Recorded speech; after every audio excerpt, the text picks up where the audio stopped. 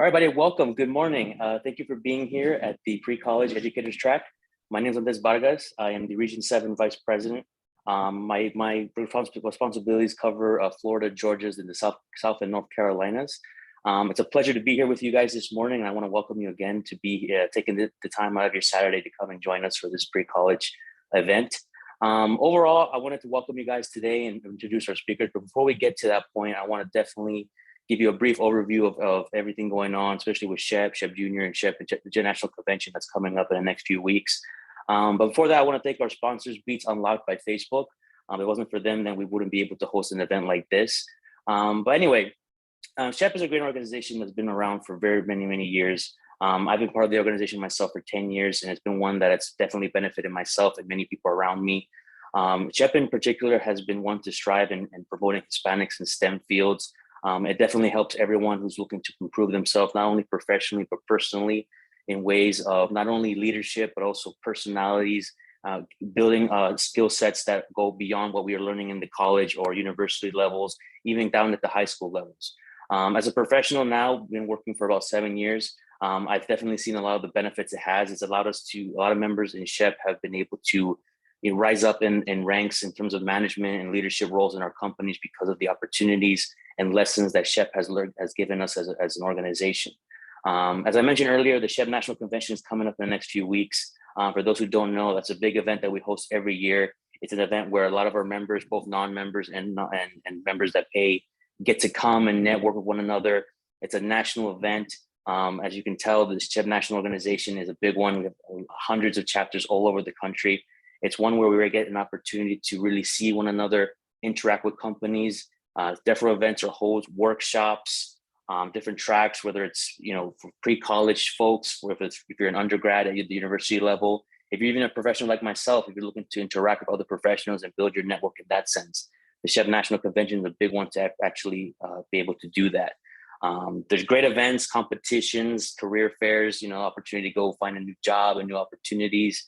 And honestly, it's a big reunion for all of us. For all of us who've been with Chev, as myself, for a long time. We don't get to see each other a lot. And since this is the first event that we're having post pandemic, then it's a big one coming up. And I'm really glad to have it come to our region here in Orlando, where I'm at right now. Speaking specifically about Chev Junior, actually, for those who don't know, Chev Junior is a program that Chev started not too long ago that was specifically focused on the high school students looking to get into STEM fields. But more importantly, exposing students who may not be aware of what STEM fields are, and making them get aware of what the opportunities are in those type of fields. For me, myself, one of the biggest passions I've always had for Chev is in Chev Junior. When I was in my university chapter, I helped start that program here at the Central Florida area. And I was really proud, and that still continues to be the biggest pride that I ever did in Chev or in my professional career in general, because as a high school student, I never had anyone come that was a university student to my high school and promote anything regarding anything. I got into STEM fields because at the time it was in demand. It was a thing. My dad was really into it, and I figured, hey, I liked some sort of technology. Maybe it was a way of getting into it. And long story short, definitely fell in love with it. But seeing the opportunities and the benefits that Chev Junior can have to someone who may be trying to figure out what they want to do at the university level, and they just don't know. They don't have much guidance. I myself was a first generation student. My parents came to this country when they were in their 20s and raised both my brother and myself here in the States. And with all due respect to them, they didn't have a much, knowledge of what to do, how to really raise a student in this country and being able to guide them in the right direction. They did their best. And obviously a lot of what they taught me is still, in me today, but a lot of that stuff I had to figure out on my own. So having an opportunity to have students and professionals in Chev come to my high school would have been a great thing to see and a great way to pave my way to get in an easier way. No complaints. I'm doing pretty well myself today, but that was always a passion of mine to be able to do that at the Chev Junior level, is being able to go to these high schools and promote. One of the great things about Chev Junior is we work really well with the high schools and the faculties and the teachers willing to help us, work with the students and getting them organized and promote those things to them. So if there's any interest in Chev Junior at your levels, or there's anything that you want to also promote, I definitely want to highly recommend that. But besides that, obviously we have a great day planned for you guys. I really look forward to seeing how you guys take in all the stuff that's been prepared by the team here. I do want to once again acknowledge our sponsors today who've been able to help make this event possible. And I do want to introduce Dora, who's our first speaker for our welcome. So feel free, Dora, to take it away. For anything, I hope you guys have a good day and hope to see you guys pretty soon. Thank you.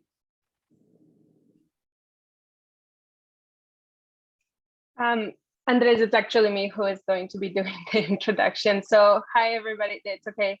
Welcome to the day for the Educators Track. This is the inaugural Educators Track, so we're really excited that you could join us. My name is Renata Rebello, and I'm a professor at the University of Illinois at Chicago, and I am glad to be here with you this morning. Just wanted to give you a very brief overview of the day. So we have 3 events for you today as part of the Educators Track. The first one is the one that's coming up very quickly here, which is the STEM policy panel.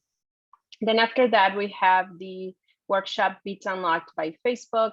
And then finally, we'll end with another panel by award-winning teachers providing some strategies about teaching STEM in the K-12, but primarily high school arena. So first, let's start with we're going to transition over to the STEM policy panel. We have a great panel prepared for you this morning, and I'm going to introduce the moderator, who's then going to go ahead and introduce or allow the panelists to introduce themselves. So as part of the moderator, we have James Brown, who is the Executive Director of the STEM Ed Coalition. So James, thank you so much for moderating, and thank you to the panelists for being here with us this morning. James, I will hand it over to you now. Thank you. Thank you so much, Renata. So it's a pleasure to be here at the SHPE conference, and especially to be talking to educators. I'm, as Renata mentioned, I'm the executive director of the STEM Education Coalition, which is an alliance of a little more than 900 business, professional, and education organizations. SHPE is one of our members, and we're very glad to be working with them on policy matters, both at the federal level and increasingly at the state and local levels. And one of the things I can say with a lot of confidence is nothing is more important in the future of a kid than having a good teacher. And good teachers require supports from the school. They require resources in terms of materials, professional development supports, and all things that involve the policies that are set in place at the federal level, at the state and local level, and within their own schools. And so with that, the format of today's policy panel will be, I'm going to give each of our speakers a chance to briefly introduce themselves, make some introductory remarks, and then we're going to get right into some conversation about the policy issues that we think are most salient for educators like yourselves. So let me first start with Dr. Ann Bonita Bust. She is the principal of Thomas Jefferson High School in Virginia. Ann? Thanks, James. Appreciate it. Good morning, everyone. I'm Ann Bonatadibus, Principal and Director of Thomas Jefferson High School for Science and Technology in Alexandria, Virginia. We're a school of approximately 2,000 students, and we are a magnet school that serves all of Northern Virginia. I come to TJ, as we call it, most recently from Canal Valley Unified School District, where I was superintendent there. Prior to that, I held a variety of district level jobs and school-based administrator and teacher jobs, where I began teaching mathematics and English in Maryland. So it's a real pleasure to be here with everyone today, and I'm very excited for the future of education and inspiring future teachers and educators and students of engineering in particular. Thank you, Ann. So our next speaker and panelist is Alexis Manical Harrigan, who's the Director of State Government Affairs for Code.org. Alexis? Good morning, buenos dias, everyone. Thank you so much for having me. As James mentioned, I'm the Director of Government Affairs at Code.org. In that role, I work across 10 different states, primarily in the West and Southwest US, focusing on law and policy issues to expand equitable access to K-12 computer science education. Essentially what that means is I am lobbying directly to governor's offices, state legislatures, and state boards of education to try to get an increased number of students of color who have historically been underrepresented in computer science fields, and women. For example, Latino students and Latina students in particular getting access to those opportunities in K-12. Thank you for having me. Thank you, Alexis. So our next presenter and panelist is Lucy Howell, Chief Learning Officer for the Henry Ford Foundation. Lucy? Good morning, everybody. Yeah, my name is Lucy Howell. I'm the Chief Learning Officer at the Henry Ford, which is a museums, venues-based experience in Dearborn, Michigan. My background is I actually started as a chemical engineer many years ago, became a science teacher in the UK. You can probably tell by my accent, I'm not from the States. I'm from England, but I am an American citizen now. And then when I came to this country, I started working in STEM educational outreach and have been doing that ever since. I'm very lucky to be at a place that allows me to connect STEM to social studies through the stories of innovation transformation. And I'm also very lucky because I get to be a board member of a high school, Henry Ford Academy. So I'm very connected to teaching, to learning, and I'm really excited to be part of this really fantastic panel. Thank you so much for the opportunity.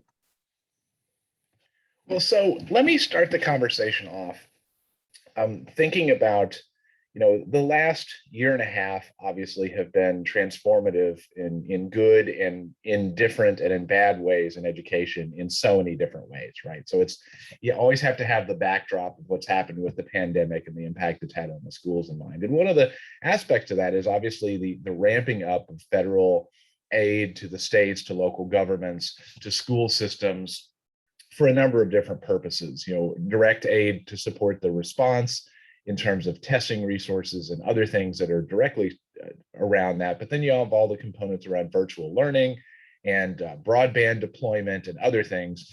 So let me start this off by saying, from your own perspectives, what has been the biggest impact of federal policy on your environment over the last year and a half, good or bad or indifferent? And Dr. Bonatadabas, let me go to you first. Thank you. In general, in our world of the pandemic and trying to emerge post-pandemic, one of the federal policies that just influences K-12 education in general is a federal emergency relief grant called the Elementary and Secondary Schools Emergency Relief Act. And so we are able to have a lot of funds that are infused to help students with their learning gaps that they may have had and help teachers with professional development. So that way we're really able to bolster pedagogical skills of our educators.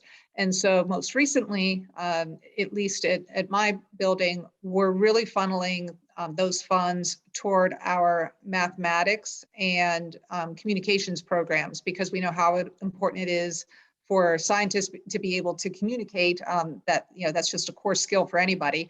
And so we want to make sure that speaking and writing and reading skills are going to be not only proficient, but be comparable in a professional environment. And so we're working with our kids on that. And then also we're able to put funds toward mathematics and really help kids acquire some of those fundamental skills that'll serve them well. Many times when we get really talented students, they want to over-accelerate.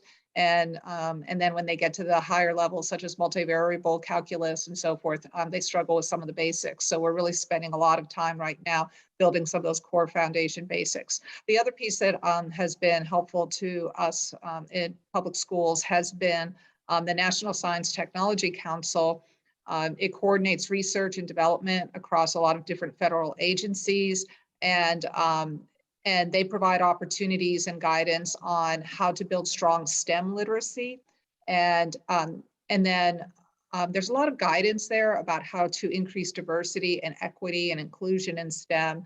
And then, of course, a very strong emphasis on preparing the STEM workforce for the future. So the Relief Act, and then also some of the things from NSTC have also been helpful. Thank you. Alexis? It's a great question. So at code.org, what we saw starting in March of 2020, like many people did, was a halt on everything, right? And that included policy and funding and appropriations. So when we had previously in 2019 passed appropriations for computer science professional development or expanding K-12 computer science standards, for example, we saw in a handful of states, including California, where we have pretty significant portion of our student base, actually roll back all of the funding that had already been signed by the governor for COVID relief.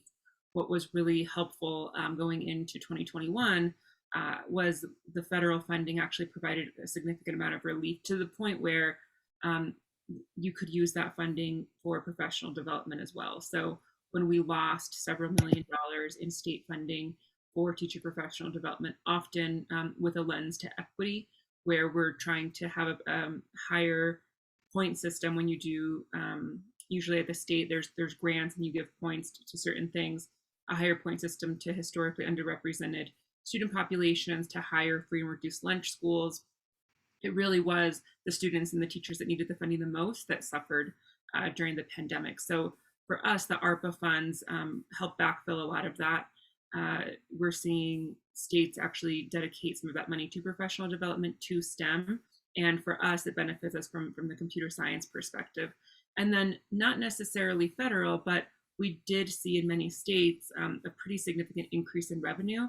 And that also allowed us to, from a policy and advocacy perspective, also try to not only get back what we lost due to the pandemic, but actually advocate for more funding. And for us, it really comes down to teacher professional development and giving teachers the incentives to teach computer science in the classroom. Lucy, what was the biggest impact you saw of federal policy over the last year and a half? So I would say I would agree with Alexis. I mean, we've definitely seen the opportunity to engage and find ways to engage in professional development with the materials and work that we do. As an informal education institution, we're not directly impacted by those changes, but we feel the ripple effect, as it were, to those changes. I think one of the things that we've been very conscious of, though, is part of the broader policy is really around STEM talent pipeline development and really understanding what that talent pipeline is and thinking about what is our responsibility as an informal education institution to supporting that. And so we really look at that from the lens of pre-K through grade talent development, and how can the stories from our collection and how can the experiences from the work that we do inform that talent pipeline. And then in this, funnily enough, we were working as part of a strategy to develop an online learning professional development environment and community even before the pandemic hit. And as you can imagine, that accelerated pretty quickly in the first few months of the March through July last year. And really that work continues. And so we're starting to see the impacts of that, because with the funding that has become available, there is monies to actually invest in that professional development. And something that we're challenging ourselves to do is really think about, in this learning loss question, how can you reactivate hands-on learning? Because sometimes that STEM hands-on learning is the bit that's lost. I actually would always say that that's the best way to engage students and to connect them to real life problems is a way that you can actually address literacy issues, mathematical learning loss, and science learning loss. And so we're really looking at what is our responsibility in this arena as in that non-formal education space. And Lucy, let me follow up on that a little bit, because I think you sort of talked around an issue around hands-on learning and sort of the fall off of that. It's natural to expect that when you're virtual, you're not going to be doing things hands-on, right? I mean, we all sort of acknowledge that. It's a fact of life. But how much, as we go into what I'll call the recovery phase of this, where we get back to full-time instruction everywhere and you can do hands-on learning, how much does the accountability focus in federal law and math and reading sort of create a barrier for catching up on hands-on science and some of the other things that aren't, directly tied to how schools are measured under the federal accountability rules? What are some of the barriers for catching up on that front? Alexis, can I turn to you first? Because I know this has been a challenge in computer science, especially. Sure. So one of the states I work in is New Mexico. And actually we're seeing this across the Southwest, and maybe we're seeing it nationally, I'm not sure, but students just not coming back to school. I mean, truly losing students to the pandemic, whether it's they have stayed virtual for health reasons, whether it is they have moved to a different school district, they've moved out of state, or we really don't know where they ended up. So it tends to be the students who have been most impacted by the pandemic that we see have that situation happen in districts and schools. So that's one piece, is we can't even start discussing learning loss if we don't have students in the classroom.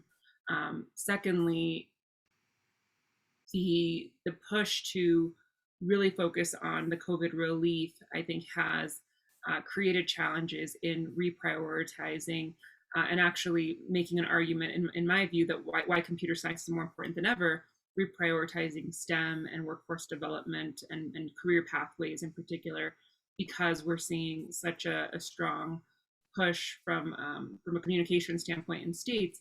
Let's just get back to normal.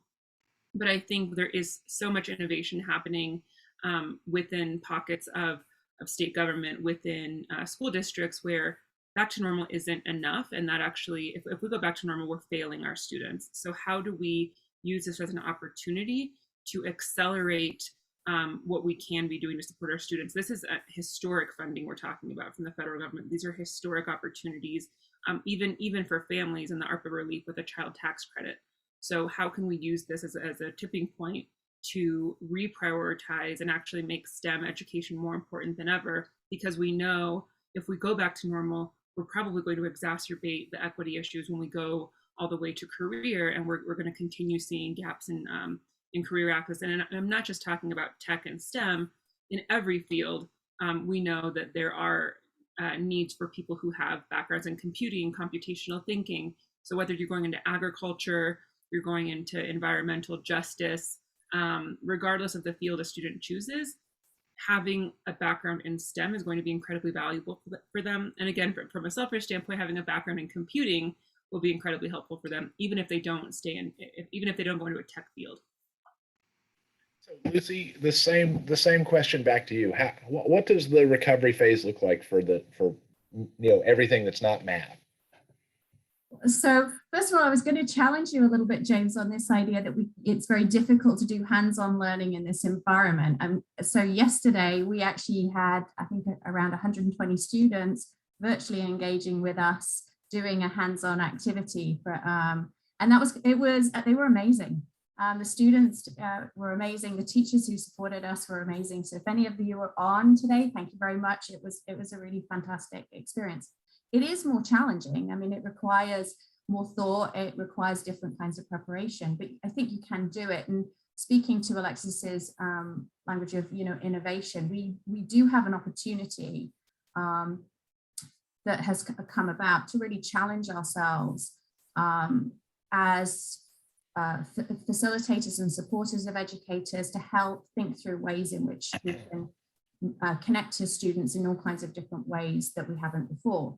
But coming back to the question around really starting to activate hands-on learning and where that fits in the build back approach, I would say that for me, it's ever been thus in education that, we focus on very specific skill set development, and it's extremely important to do that. But I've always worried, and I always continue to worry, and I think the pandemic has put a spotlight on this maybe more than ever for me, is when students go out into the world and become part of the talent workforce, they don't exist in silos that are literacy and math and social studies and science. They exist in a workplace where those things interact on a daily basis.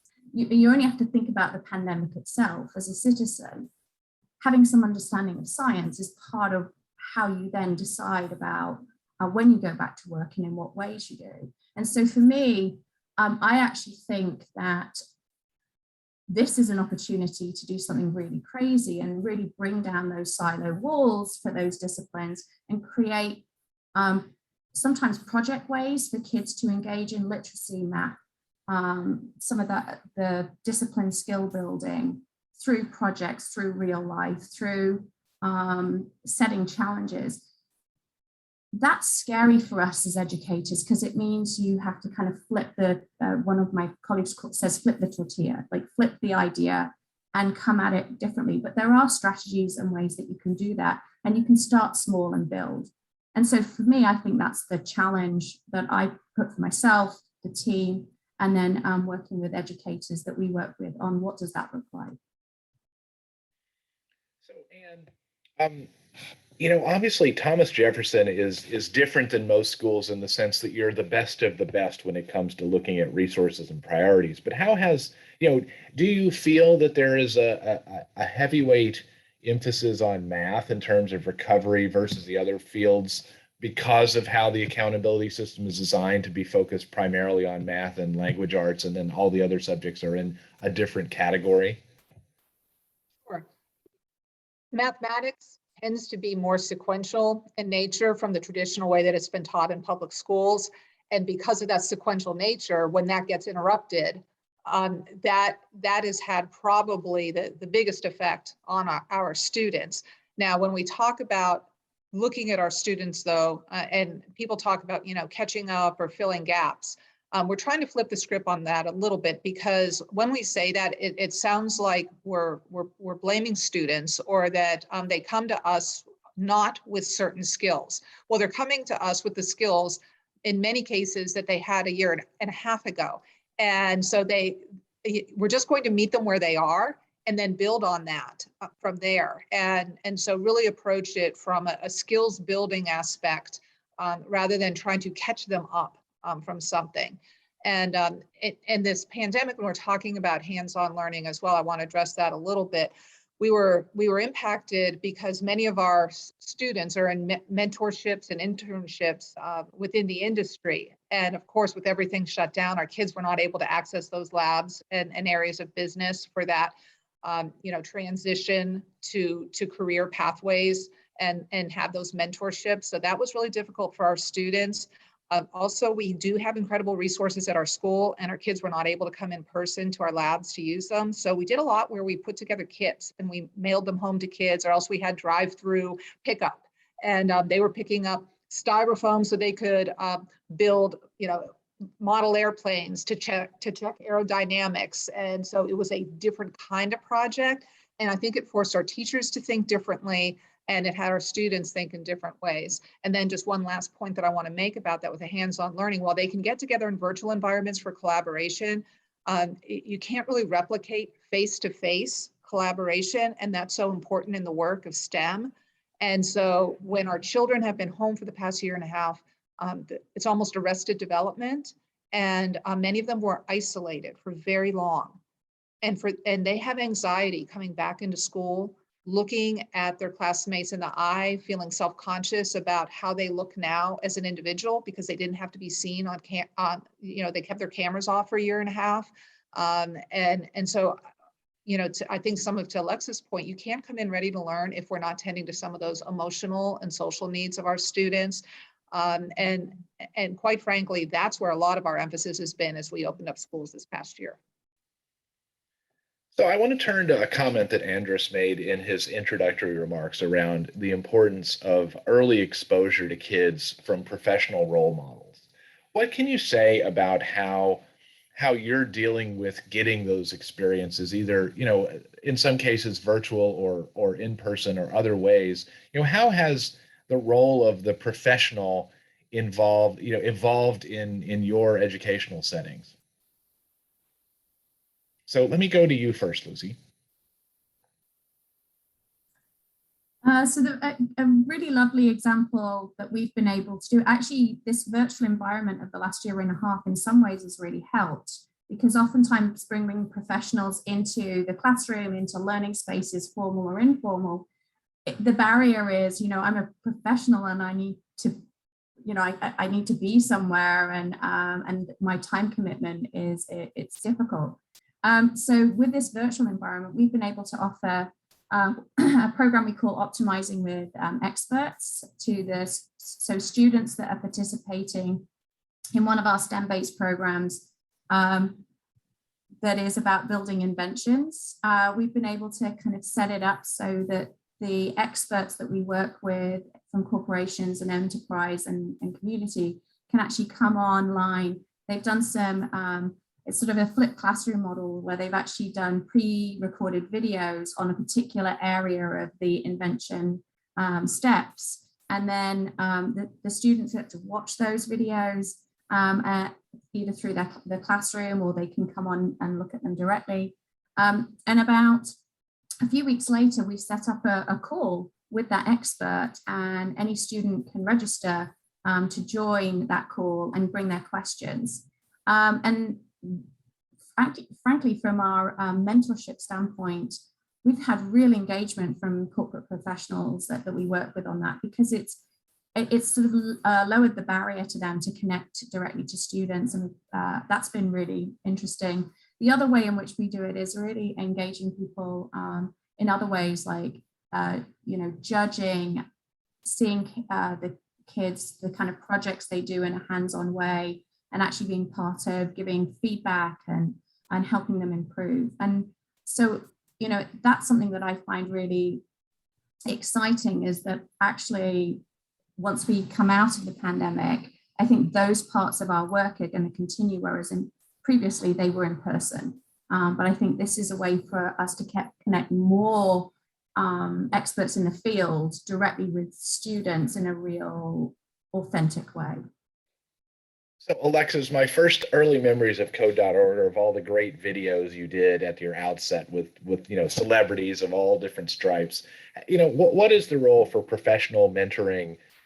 How has that changed at Code.org over the last couple of years? That's a great question. So we do still do videos with celebrities. I think it's a good entry point for somebody who's brand new to computer science to grab the student's attention. Half of the celebrities we have now, I'm like, oh, talking about like cradle to gray. I feel so out of touch because I don't know who half of these celebrities are, but they're getting good attention. But beyond that, where we're really connecting is professionals and folks who are in the field to classrooms and teachers through something called our CS journeys or class chats. So I'm just going to put a link in the chat for everyone. It's actually a similar kind of concept to what Lucy is saying.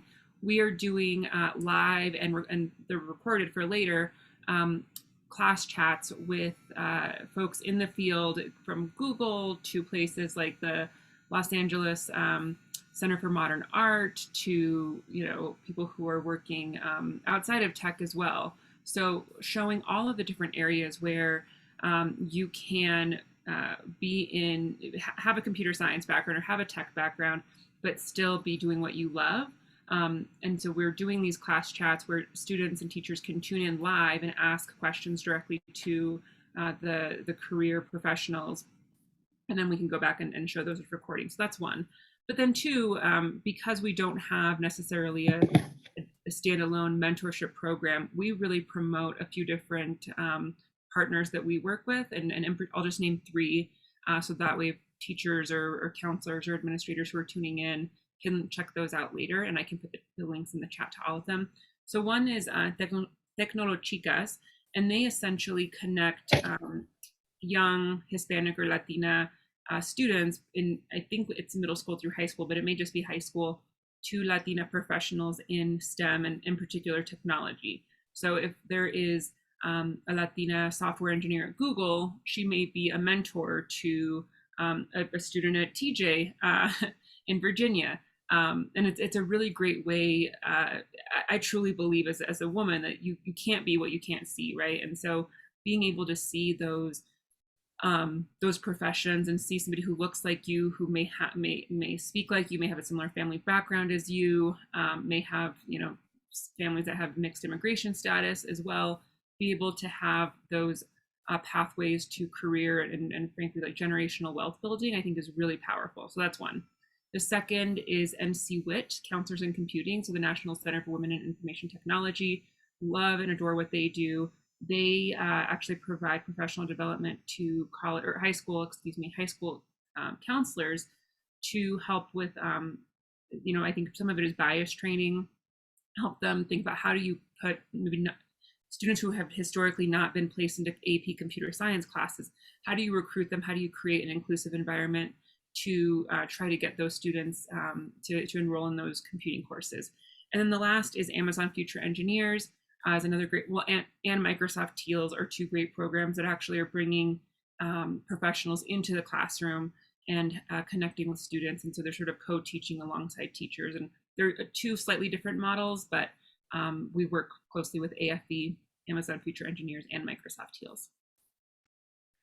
I just think there's so much potential with the mentorship and the role model aspect for this nowadays. And I'm going to date myself a little bit, but back during the second year of the Obama administration, and I was invited to be the host for an event at Thomas Jefferson called National Lab Day, which was an attempt to put a whole bunch of celebrities in different rooms around the country to celebrate hands-on science learning. If I remember right, the people, Rachel Lee Cook, who was the This Is Your Brain on Drugs actress from many years ago, she's probably older than I am, and Cal Penn, who's from Harold and Kumar, who worked in the White House later on.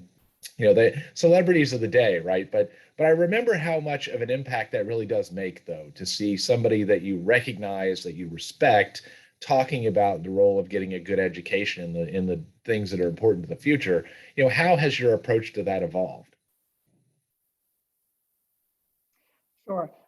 Well, one of the things that TJ does better than probably any high school I've ever seen in the nation is build a very strong alumni network. And our alumni, not only is there a culture within our school where as soon as you become a sophomore, you're a mentor to a freshman, and you pride yourself on mentoring the younger kids as you go along. But when you leave TJ, you want to come back as an alumni panelist, and you talk to students about collegiate experiences, you talk to them about business experiences, and we work with our parent organizations and our alumni organizations to constantly do that. And we were able, to Lucy's point about that was probably some of the silver lining during the COVID times, was that we were able to pull in so many of our alumni and other professionals virtually to be able to provide that kind of mentorship. Let me turn the conversation back to the teacher community for a minute and say, what would be some of your recommendations around where to look for grant assistance and STEM-related funding and supports and other things nowadays that maybe have changed since before the pandemic? So Alexis, can I turn to you? Sure, that's a great question. So if you're a teacher or a principal or again an administrator in a school district, I would say start with your community foundations. I've noticed there's been a tremendous influx of funding for K-12 STEM education, not just from sort of the traditional education actors, but we're also seeing, I think, increase in philanthropy from groups that have been very successful in tech, but then also looking at ways to promote through Hispanics and philanthropy. So when you look at groups like the Hispanic Heritage Foundation, they're doing a lot of really great work in the classroom and working with students for after school programming. So I would start with your local community foundation, and then depending on the student population you have, if you have maybe more Black students or African American students enrolled, if you have more Latino students enrolled, there's usually also funding with either the Chambers of Commerce for those affiliate groups, or if they're I will be honest, I'm talking about more urban and suburban communities that have access to these things. I think it is harder to get that localized funding in rural communities. I think those are great places to start, and the applications and grant processes are much lower threshold than these big federal grants if you're applying to like the Walton Foundation, for example. So usually they do have sort of those funding opportunities, but then also tapping in, and there's a ton, I mean, we could do a whole webinar just on this, looking at what are the programs that have funding for that are doing work in computer science, let's say, or in STEM broadly. Code.org uses what we call a regional partnership network. So we actually don't deliver the professional development ourselves. We partner with either a university, a nonprofit, or a state agency and we train them to then train their teachers locally, because they understand the local context so much better than we do. And in those partnerships, if they are nonprofits, they actually might be better served, and maybe not giving funding, but be better equipped to go in and support a classroom or partner with a classroom for free. And that's another way to look at it, maybe not from a funding perspective, but a partnership perspective, where it's less work for the principal or the educator, but building that partnership, I think, can actually provide some relief to the classroom as well. Lucy?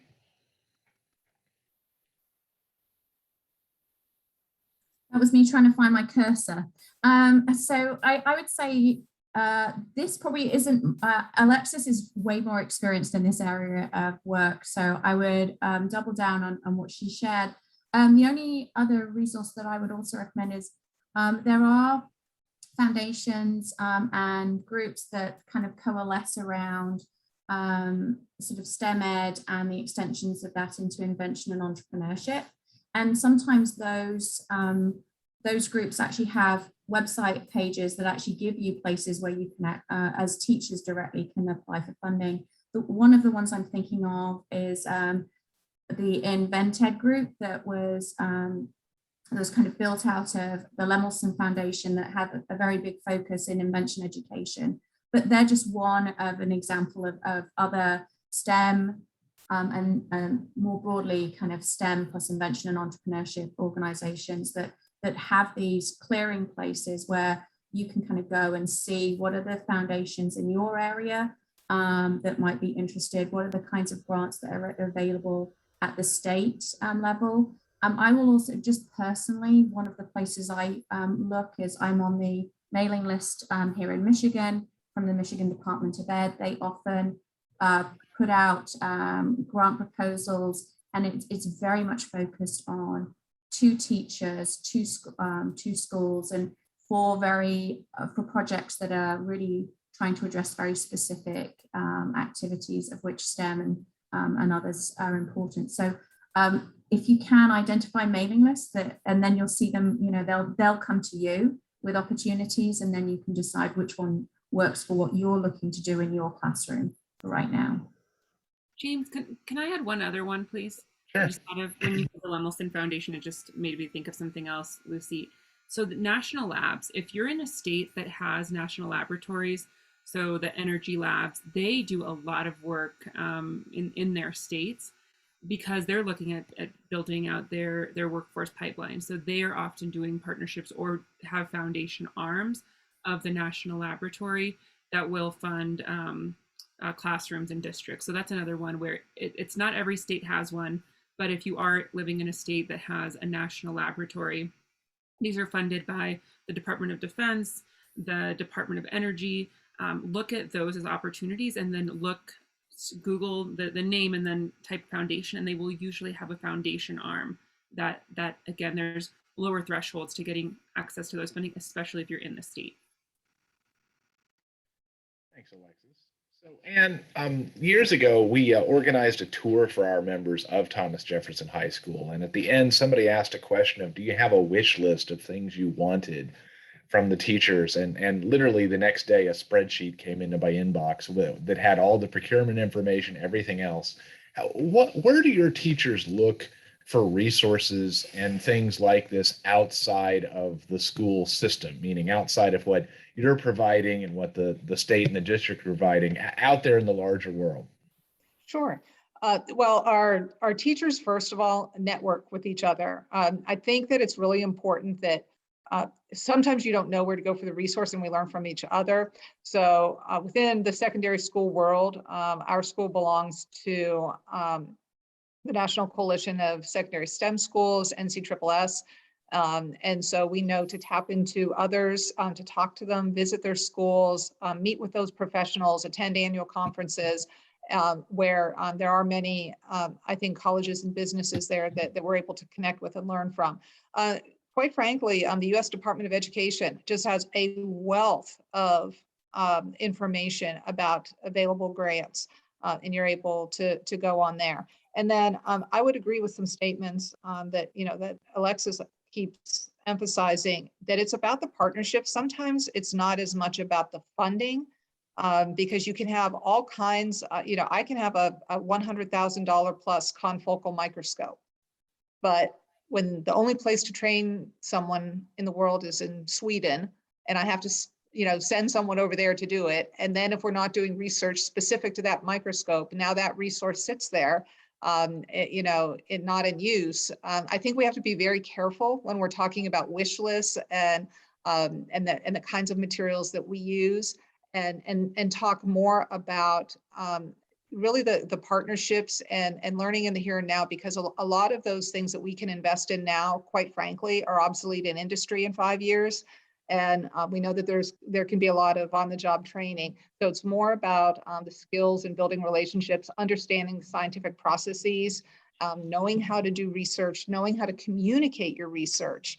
And those really happen more through those personal connections that you make through partnerships and mentors. So on that same point about, oh, sure, go ahead, Lucy. Please. No, I was just going to add to that. And I think you make a really good point, because I would say that even at our level, we've watched a change in how people are looking to support and fund in education. And it used to be very sort of sponsorship driven, right?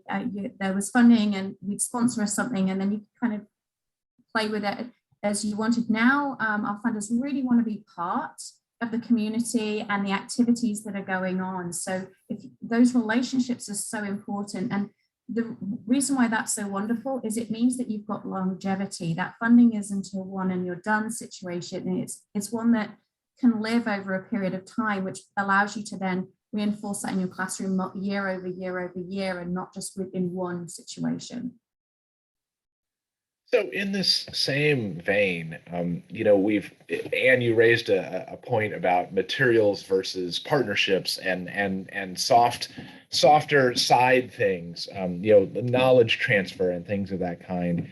Has the online, now the fact that we can all get on a phone call like this is what we call a call now, right? We're video conferencing. This used to be a luxury, now it's ubiquitous. And how has that aspect of collaboration changed, the balance between material needs and sort of the professional and knowledge services components to creating a well-rounded STEM education? Now, in other words, I think a lot of schools strived to make sure they had the right AP chemistry lab, right? And they had the right, the physical resources were kind of the first barrier. Now it seems like the potential of collaboration now has opened up those avenues where it's not as much about the physical equipment as it used to be. Is that true? Absolutely. When we're looking at, for instance, in our program, when freshmen come in, we have something that's called IBET, I-B-E-T, Integrated Biology, English, and Technology. And so all of the kids come in, and while we could sit there and talk all day about how they're going to be budding scientists and learn a research process, it's more about organizing them in small cohorts who have the same groups of teachers who plan and do cross-disciplinary things together. So the kids are seeing their teachers working collaboratively, and then they work in a small cohort, and the same 75 kids are kind of all together, almost like a school within a school working together. So that's one way we look at it. Even in our senior research labs, where they used to be quite siloed, I would say if you were to go back 15 years ago, the biotech lab was the biotech lab, the optics lab was the optics lab, the computer science lab was only for CS, and robotics is robotics. Well, now we're really looking at a very fluid kind of thing where we're looking toward blocking all of our research labs throughout the day. And so a student could very easily flow from one place to another without worrying about the physical barriers of the school, space, or even a content matter, and understanding how many of these things can be cross-disciplinary in nature. And so I think that's, that nature of collaboration is just going to be really important moving forward. Lucy, did you want to say something on this? So Anne, you just made my heart sing. Thank you very much for kind of sharing that. That was because I think this is, something that's certainly very dear to me. I think that community is really what drives learning. I think when you think about how human beings learn, we learn through storytelling. There's a reason why people tell stories through history and why we kind of take that from one generation to another. That's something I've learned working at a history institution, even though I'm a very kind of forward-thinking innovator, and that's sort of my background. And the reason why it really made my heart sing is because I think that's where that transdisciplinary approach comes. One of the hardest things I ever heard as a physics teacher, I taught AP physics back in the UK, was I had a student come to me one day and she said, Miss, can you stop teaching me math because you're my science teacher, so you need to teach me science and not math. And that was a moment where I realized this is like, without meaning to, we have accidentally created this false impression about what learning is, about what the technical world is, that this notion that you only need science if you're going to go into a science career, or you only need math if you're going to go into sort of math research, or you only need engineering skills if you're going to become a chemical engineer. I will say, what I do now is so far from chemical engineering, but I use my engineering skills, my math skills, my science skills every single day. So that's why you hear me say this kind of interdisciplinary approach is so important to me, and is something that we really should help students and us and actually adults think about. So that when we think about that, that's how we've really set up the approach that we have for innovation learning. It is really about the community coming together. So we want to see elementary literacy teachers alongside math teachers, alongside high school tech teachers, all being part of this community. Because what we know is the resources can bring people together, but it's when they talk to one another that educators and teachers, when they kind of cross-fertilize ideas, magic happens. Innovation in education happens just the same way as innovation in big technical companies. I know you've got, that's something that Facebook is doing next. They bring people from all different disciplines together, spark off each other, and new things happen. That's what history has taught us, and that's what we can do in education too. But you can't do that if you keep elementary literacy teachers together doing professional development together, because what happens then is you just go round and round in circles. You need to actually connect people with all kinds of disciplinary expertise and watch the sparks, which is why I like the background actually, Ship, because that just looks like a spark moment. So Alexis, Code.org has had an interesting angle on this, right? Trying to create this niche for computer science, that even as a field didn't really exist 20 years ago as a high school curriculum, right? It's something we traditionally thought of as being, you learn computer programming at some point in college if you're in a technical track, and transitioning that to the notion of computer science as one of what I'll call the literacies, right? One of the essential skills. What's that conversation been like as you've sort of tried to convince the establishment and education of the need for this new skill, and that it is ubiquitous and not just a specialized thing for people who only wanted to study that? It's a really great question. So what's interesting is my background is in government, politics, education, and most of the issues I've worked on before this have been a little bit more partisan, I would say, where there is a little bit like Dem and Republicans fighting each other on a particular topic when it comes to education. What's been fascinating and really has made my job enjoyable is this truly is a bipartisan issue. We're seeing Republicans lead on this issue. We're seeing Democrats lead on this issue. And it doesn't take a lot of convincing. It doesn't take me a lot to convince a policymaker, regardless of their political affiliation, that this is already important. And oftentimes they already know it before I walk into the room. They're seeing it from a challenge of the workforce. And we're talking federally, where we have the issue of visas to get more skilled workers into the US for some of these technology jobs. And yet we still aren't doing enough to upskill our existing workforce pathway from K-12.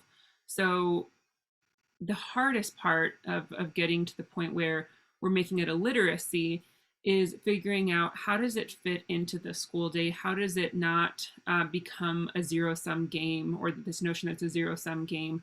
If you're going to, like 3 states in the US have already done, make computer science a graduation requirement, is that going to put undue stress on another part of the system, or are you removing something?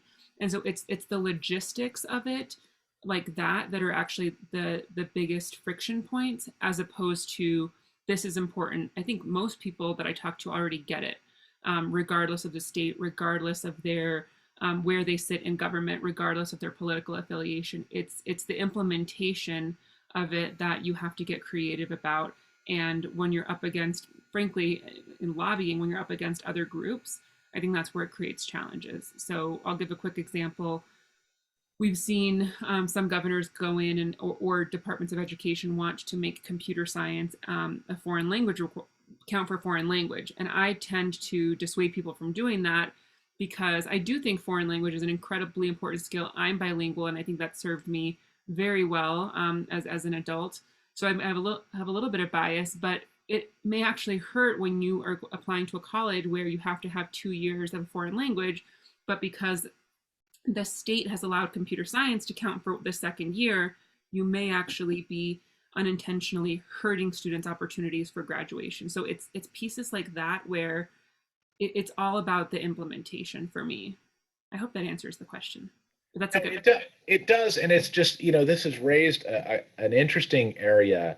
So Anne, I want to go back to you for a second. So as you develop these more interdisciplinary approaches to teaching, what are the trade-offs between sort of the traditionalists who say, well, we have to learn the fundamentals of, physics, biology, and chemistry versus, how do they see themselves in the new model of we're going to do things in an interdisciplinary way? Because this is an issue that seems to come up more and more over people, not wanting to feel like their discipline is being relegated to secondary status because maybe we read about science in our English class instead of doing science hands-on. How do those trade-offs look like in your school? Sure. That's probably one of the things that I heard when I first went into TJ. First of all, is how those in the humanities sometimes feel marginalized in a STEM school. They feel like the second-class citizens, or perhaps they don't count as much. And then we have to work really hard on building that culture of, no, these are really foundational courses where you are learning a lot of those communication skills, how to write, how to speak, and then when we're talking about our labs and the interdisciplinary nature of it, it sometimes becomes difficult for us, especially with these, really high achieving students who are very self-motivated and are able to create things that we ourselves don't even have the skills to create. We're there as facilitators. It's not the sage on the stage anymore. And when we have to humble ourselves and realize that sometimes it's not even as much the content expertise as what it is teaching our students, how to find the information, how to synthesize it, and how to think. That takes a sea change with our folks. And I know we're having conversations right now because, and maybe Alexis has seen this, because computer science and coding is so, kind of ubiquitous and people are talking about it, that the kids hear that and think they understand it. And then when they want to go into research labs in their senior year at our school, they all want to be computer scientists somehow. And right now, our biology lab, our physics lab, our chemistry lab, they feel as if they're being squeezed out. CS is taking over the world. And I think that that we're having to work with our professionals to understand how many times CS and coding. It's a tool, it's a way of understanding things, and then we apply it in those other areas. And that, I think, is really our biggest challenge, is the application of knowledge. And because otherwise these silos that were able to stand alone for a very long time, they feel as if they're crumbling under, you know, the weight or the pressure or the popularity of something that just looks really popular, like popular science. You know, sometimes people can look at computer science as popular science, you know, and entrepreneurship and something like that. And we have to just really bring it back down with our professionals and getting them to work together to support students and facilitate learning in different ways. Alexis, here. I completely agree. But I think I went first. I think maybe Lucy on that one. Is that right? Oh no, I just wanted to. I mean, so I wanted to see if you had a response to anything Anne was saying. I think that yes. I think that again, what I was mentioning, the friction exists. Is it a zero-sum game? It's a fear that you are taking away from something. It's a fear that is this, you know, a temporary trend, and we're actually not teaching the basics. And I really couldn't have said it better than the doctor here. I mean, I think that's exactly right. You can learn computer science as a skill to other things. That when we focus on COVID relief, the amount that we're seeing biotech as an opportunity to really be solving this through innovation. We're seeing some really interesting things coming out of Amazon, and we're partnering, you know, computer scientists and data scientists with biologists and engineers to better deliver vaccines, for example.